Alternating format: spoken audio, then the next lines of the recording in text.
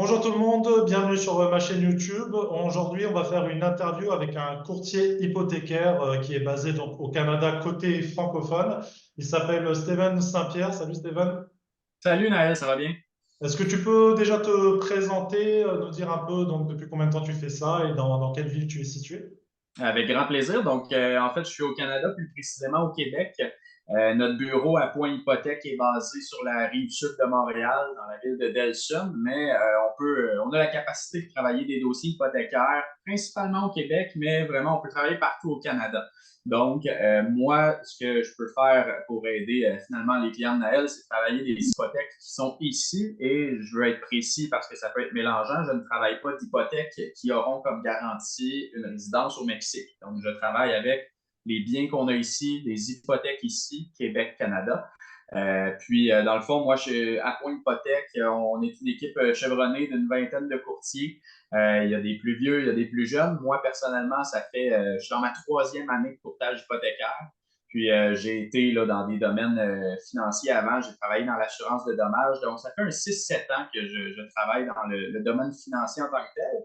Moi, en tant que courtier, finalement, mon travail, je ne suis pas affilié à une banque en particulier. Je travaille avec la plupart des institutions financières.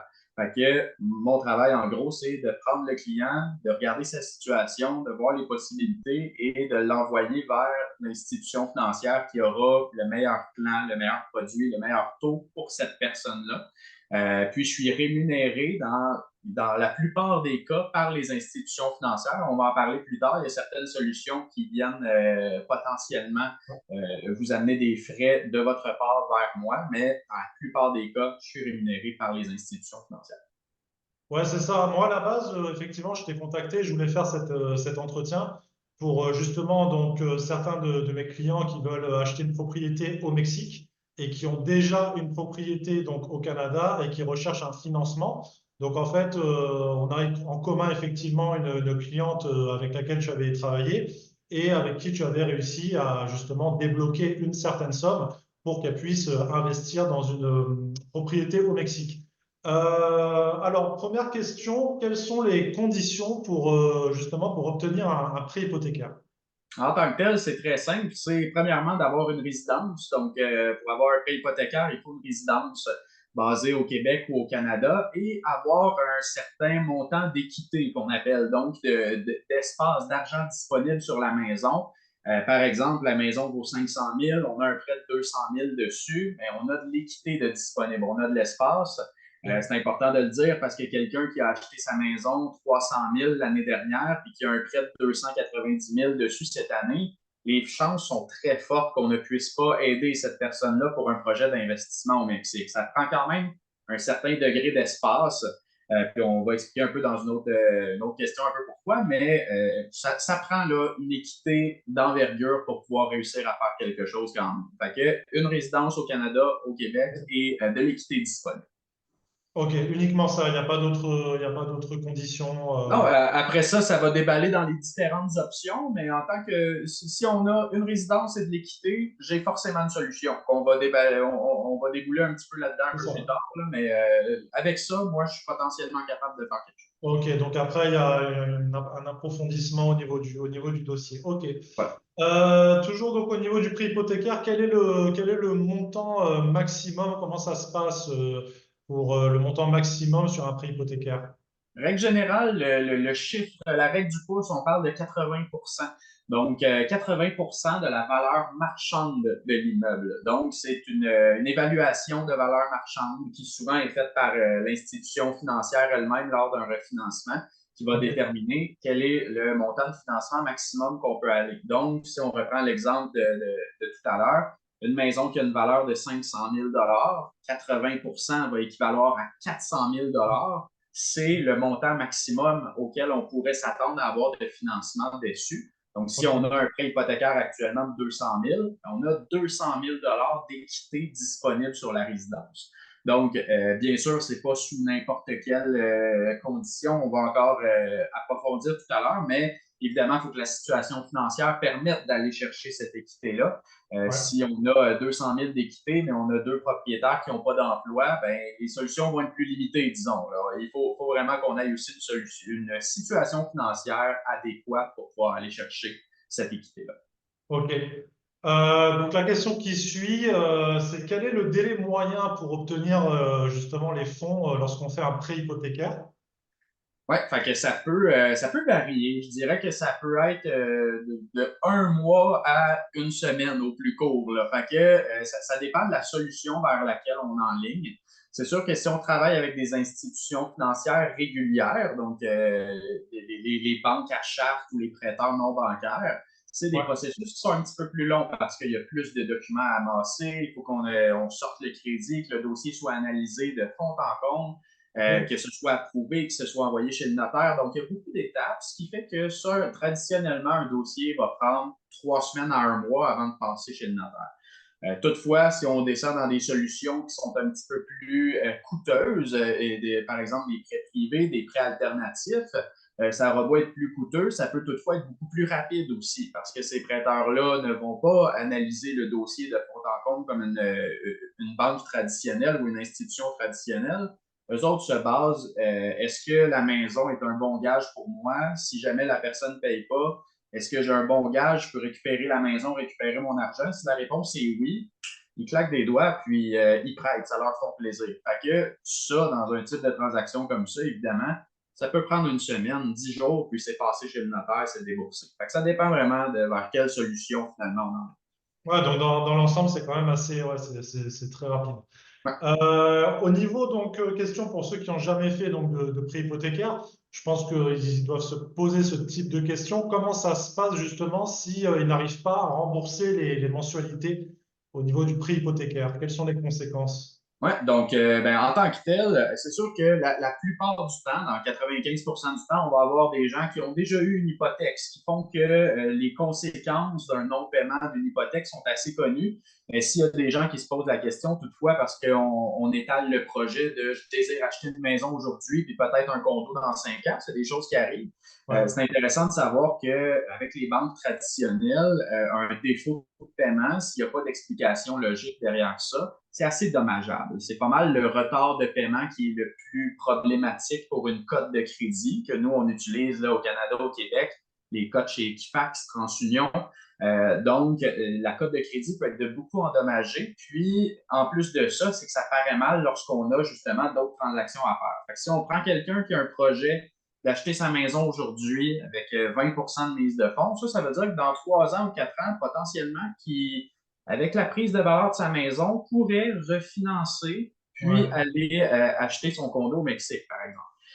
À ce moment-là, c'est que si pendant ce 3-4 ans-là, qui était le plan de base d'achat de la maison, il y avait des problèmes de paiement sur la maison, qu'on a à refinancer, mais c'est sûr que quand moi je viens puis je présente le dossier, soit à la même institution ou à l'autre, puis je viens dire, ce client-là, je vous le présente, aimerait avoir 100 000 de plus, mais qu'on regarde en arrière et qu'on voit qu'il y a eu des défauts de paiement sur l'hypothèque, vous comprendrez que la banque n'est pas très enchantée à l'idée de prêter encore plus d'argent qu'il y en a déjà de prêté. Fait que vraiment, un défaut de paiement hypothécaire, ça paraît mal, c'est difficile sur le crédit, puis ça prend quelques temps avant de s'en sortir. Même s'il y en a juste un parfois, l'institution va gratter le pourquoi c'est arrivé, puis c'est vraiment, il ne faut pas skipper des paiements hypothécaires avec des prêteurs traditionnels et des prêteurs alternatifs. Si on va vers la solution de prêt privé, en tant que tel, parfois le prêt privé, même s'il y a un défaut de paiement, ça n'apparaîtra pas nécessairement au crédit. C'est des prêts qui sont pas traditionnels. Fait qu'un défaut est différent. Toutefois, ces prêteurs-là font leur propre justice un petit peu. Donc, c'est sûr que si on passe 3 paiements, 3 mois sans payer, ben, le prêteur privé, lui, allume et se fait justice à lui-même. Il va envoyer des mises en demeure et c'est tout aussi problématique, c'est juste que c'est moins, le système qui s'en charge, c'est plus des individus. Ouais. C'est différent. Mais bref, la morale de l'histoire, ne pas passer par-dessus les paiements hypothécaires. Si on ne peut pas se permettre un investissement puis on pense que ça pourrait entraîner des difficultés, définitivement, il faut revoir le plan d'action. C'est peut-être pas l'idéal d'acheter un condo à l'étranger à ce moment-là. OK. Ok, question suivante. Quelles sont les différentes options disponibles lorsqu'on veut souscrire à un prêt hypothécaire? Ouais, donc ben, j'ai parlé un peu précédemment des prêts de type A, B et C. C'est Ouais. les trois lettres qui reviennent là, pour un prêt ici. Donc, les solutions A, rapidement, c'est comme ça, c'est les prêts traditionnels. Donc, les grandes banques, les institutions non bancaires, c'est des prêts qui sont à taux d'intérêt régulier, qu'il n'y a pas de frais de dossier, que c'est vraiment lorsque la situation est idéale, c'est par là qu'on va. C'est toujours les solutions numéro un qu'on va aller explorer. Après ça, ben, s'il n'y a pas de solution du côté du prêt A, du prêt régulier, on descend d'une coche, on va vers le prêt B, qui sont les prêts alternatifs. Donc, les prêts alternatifs, eux, vont avoir des taux d'intérêt qui sont peut-être 1 à 2 plus élevés, des Ok. frais de dossier. Donc, c'est une solution qui est un petit peu plus coûteuse, mais qui va amener de la flexibilité, dans le sens où quelqu'un qui ne pouvait pas passer en A dans sa solution avec sa banque ou une autre banque, ben, pourrait dire, moi, je vais aller vers le B, ça va me coûter un petit peu plus cher, mais je sais que mon investissement va être rentable. Ça a beau me coûter un petit peu plus cher, ben, ça va valoir la peine quand même. C'est des solutions qui sont temporaires. On veut sortir de là quelques années plus tard, mais des fois, ça permet de donner le petit coup juste assez, le peu de flexibilité qui manque pour y arriver. Puis quelqu'un de bien motivé, puis que ça passe ni au A ni au B, mais là, on a les prêts privés, les prêts de type C, que là, c'est des taux d'intérêt qui vont être beaucoup plus élevés, on va parler de 10 à 15 donc, c'est pas l'idéal, mais encore là, si c'est pour faire un investissement qui en vaut extrêmement la peine, ça peut être une option qui est à explorer Ok. temporairement. Et donc, en tant que tel, là, j'ai expliqué les trois types de solutions. Je peux détailler un peu ce que je peux faire à l'intérieur de chacune. Ouais. Dans le A, dans les solutions traditionnelles, briser l'hypothèque. Donc, quelqu'un qui a une hypothèque en ce moment pourrait très bien briser son hypothèque actuelle, payer la pénalité et refinancer son hypothèque pour avoir un montant plus élevé. Donc, Ok. le côté qui est plate à ça, c'est le paiement de la pénalité. Donc, ça entraîne, tout dépendant le type de produit qu'on a, le montant du prêt qu'on a, ça peut être une pénalité qui est petite, mais ça peut être une pénalité salée aussi. Fait que c'est à explorer. Puis, un autre défaut de ça, c'est que dans les dernières années, au Québec, au Canada, on a eu des taux d'intérêt qui ont été extrêmement bas. Donc, on parle d'hypothèques en ce moment qui sont à 2 2,5 ce qui est qui clash beaucoup avec le fait que les hypothèques en ce moment, c'est du 5, puis c'est du 6, puis c'est du 7. Ce qui fait que quelqu'un, en plus d'avoir à payer sa pénalité, s'il restait 2 ans à faire à 2 pour 300 000, ben de sauter ce 300 000 à 2 là à 5 ben on comprend qu'il y a beaucoup d'intérêts, on va payer en plus. Fait que dans un cas comme ça, c'est peut-être pas l'idéal de briser son hypothèque. Deuxième solution dans les solutions traditionnelles, c'est de voir si avec l'institution financière avec laquelle on est, on peut contracter une deuxième tranche hypothécaire. Donc, laisser l'hypothèque actuelle telle qu'elle est et contracter une deuxième hypothèque avec la même institution à côté avec des conditions différentes finalement. Fait que ça, la plupart des institutions vont le permettre d'une façon ou d'une autre. Certaines institutions vont mettre les deux prêts ensemble, mais faire une règle de 3 pour faire un taux pondéré qui fait qu'on Ouais, ne en perd moyenne. pas notre ancien taux. Hmm. Fait que ça, c'est une solution. Puis, la troisième, ben, c'est d'attendre un peu. Tout le monde a un terme de 3 à 5 ans habituellement au Québec, au Canada. Si le renouvellement est dans un an, ben, dans un an, on a la page blanche. On a le libre choix de, sans pénalité, réévaluer la situation et voir qu'est-ce qu'on fait avec ça. Fait que si le renouvellement est à la fin de 2024, est-ce que ça vaut la peine d'attendre un petit peu peut-être, puis de s'éviter de perdre son taux actuel, de payer une pénalité? Bien, évidemment, moi, ma stratégie va être d'attendre. On va attendre 10 mois, puis on va le faire dans 10 mois pour s'éviter des frais inutiles, finalement. Ouais, c'est ça. Fait que ça, c'est du côté A.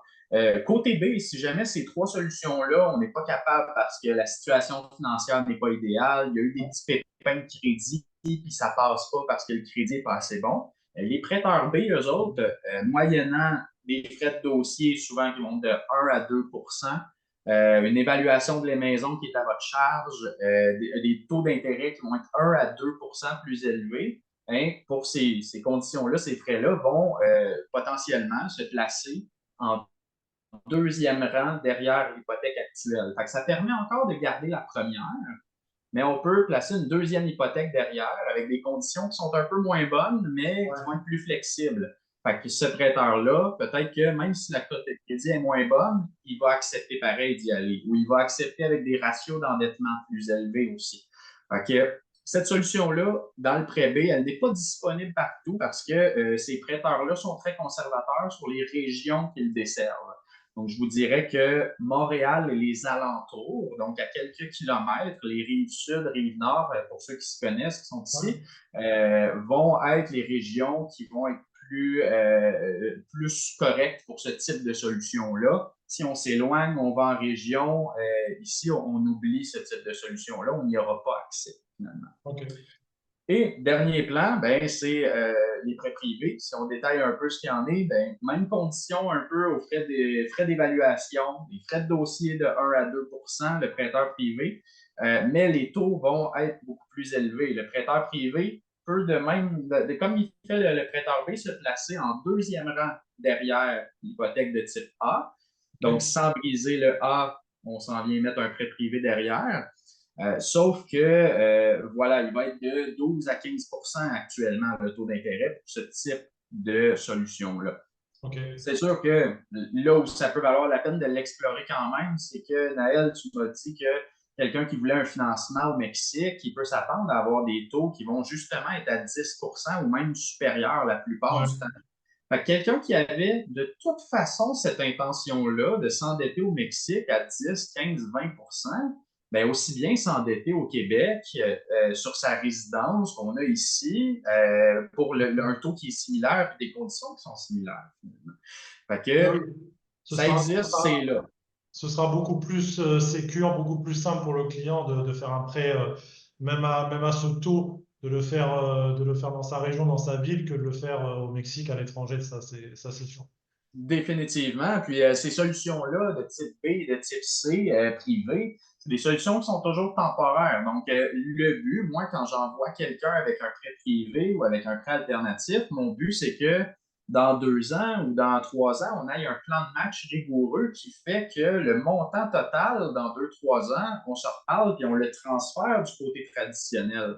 Le but, c'est pas de rester avec le prêteur privé de deuxième rang pendant 15 ans si c'est pas payant de faire ça. Fait que moi, je suis là, vraiment là où je peux me démarquer d'un service d'une banque. C'est vraiment ça, c'est que j'apporte des solutions et des plans de match à long terme. Fait que les projets, les solutions, moi, je vois pas juste devant moi. Je vois des années à l'avance. Puis mon but, c'est que dans quelques années, on ait la structure idéale avec les projets qui vont avec. Ouais, c'est ça, c'est comme tu disais, c'est la flexibilité qui compte et faut pouvoir s'adapter vraiment selon le client, selon la durée du prêt, etc., le montant dont ils ont besoin. Ben justement, là récemment, donc il y a on va finir sur ça, il y avait une cliente donc potentielle qui était intéressée pour acheter un condo à Playa del Carmen. Donc je t'avais passé son contact et donc vous aviez commencé à travailler sur le dossier. Donc c'est un cas concret comme ça qu'on peut donner peut-être avec des chiffres. Oui, Donc, est-ce que tu pourrais donner, je ne sais pas si tu as les chiffres avec toi, par exemple, dans le cas de cette personne, expliquer un peu sa situation et voir oui. un peu qu'est-ce que tu lui permets d'avoir comme prêt par rapport aux conditions qu'elle t'a données. Oui, certainement. Donc, elle, de son côté, elle a un prêt en ce moment avec une institution financière avec laquelle moi, je ne travaille pas. Donc, elles sont rares, là, mais il y a deux grandes banques, sans les nommer, avec qui je ne travaille pas. Puis elle a un prêt avec une de ces deux institutions financières-là. Donc, elle, selon les chiffres présentement, elle avait on revient un peu, c'est drôle, aux chiffres qu'on a dit au début, mais sa maison a une valeur de 500 000 sur le marché actuellement. Donc, on a établi que jusqu'à 400 000 elle pouvait avoir un endettement sur sa résidence. OK. Madame avait certaines autres dettes aussi. Donc, ce qui faisait que dans la situation actuelle, quand j'avais son bilan devant moi, ses revenus, ses dettes, son hypothèque, ça fait en sorte que si on laisse les choses telles quelles, elle ne peut pas aller chercher le 400 000 au complet parce qu'elle dépasse les ratios d'endettement maximum permis par les institutions. Toutefois, c'est l'essentiel de mon travail, que ce soit pour investissement ou autre chose, il y a moyen pour elle de sortir un montant et rembourser ses dettes en plus. Fait que dans le plan qu'on a avec elle, si on y va par là, on sort l'équité au maximum, mais c'est sous condition que toutes ses dettes soient payées. Donc, elle rembourse des milliers de dollars en carte de crédit, en marge de crédit. Ça tombe à zéro, ça s'évapore, ce qui libère de l'espace dans les ratios d'endettement. Et le restant, finalement, dans son cas, c'est un 80-90 000, mais va pouvoir être utilisé pour ses projets d'investissement futurs au final. Fait en plus, on remet sa situation financière à jour parce que c'est sûr que des cartes de crédit, des marges de crédit, on va parler de taux qui sont de 10 à 20 tout dépendant des produits. Fait quand on a 10 000, 15 000, 20 000 sur ces cartes-là, ces marges-là, c'est quand même assez difficile de reprendre le dessus finalement. Fait que là, ça nous permet justement de remettre ça à zéro. Fait que ça y apporte une certaine paix d'esprit, puis elle débloque 80 000 pour ses projets, quels qu'ils soient. Fait que dans son cas, ça peut vraiment être intéressant. On est dans les discussions, là, voir quels sont ses projets définitifs, mais c'est ce genre de dossier-là qui est super intéressant. Ouais, c'est ça, parce que le montant que tu donnes, donc 80-85 000, effectivement, à Playa del Carmen, on a de la chance en ce moment, on peut toujours trouver des condos vraiment neufs, des studios, ça démarre justement à 80-85 000 dollars. Une chambre, ça va aller à partir de entre 120 et 180 000 dollars selon l'emplacement, etc. Donc, si, oui, déjà débloquer 85 000 comme ça représente quand même un gros pourcentage d'apport par rapport au prix total de la propriété. Est-ce que sur ces 85 000, moi je me mets toujours à la place de la personne donc, qui a plus ou moins jamais fait ça. Donc sur ces 85 000 que toi tu peux débloquer, si j'ai bien compris, une fois qu'elle a réglé toutes ces autres dettes au niveau des cartes de crédit, etc. Là, sur 85 000, on est sur quel taux à peu près et sur quelle durée? Dans son cas, ça dépend en fait de la solution qu'on va aller. On a potentiellement des solutions de type A, justement, qui vient briser son hypothèque actuelle. On a l'enjeu que son taux actuellement est très, très, très bas. Fait que c'est des discussions à avoir. Sinon, on a la solution B d'ouvrir un prêt de deuxième rang derrière sa première hypothèque. Si son institution financière ne veut pas faire de deuxième rang déjà à la base. Donc, il y a cette solution-là. Puis, j'ai estimé que de sortir cet argent-là pour elle, donc le 80-85 000 plus le paiement de ses dettes, allait lui coûter l'équivalent d'à peu près 900 à 1 000 par mois, tout dépendant de la solution vers Ok. laquelle on va. Donc, le calcul est simple pour elle. Si elle sort, si ça lui coûte 900 à 1 000 par mois, puis que son investissement lui rapporte plus, ben évidemment, ça va valoir la peine au bout de la ligne. Fait que c'est toutes ces choses-là qu'on regarde. Ça peut être un amortissement de 25 ans, 30 ans, même potentiellement 35. Donc, c'est pour ça que le paiement n'est pas définitif en ce moment.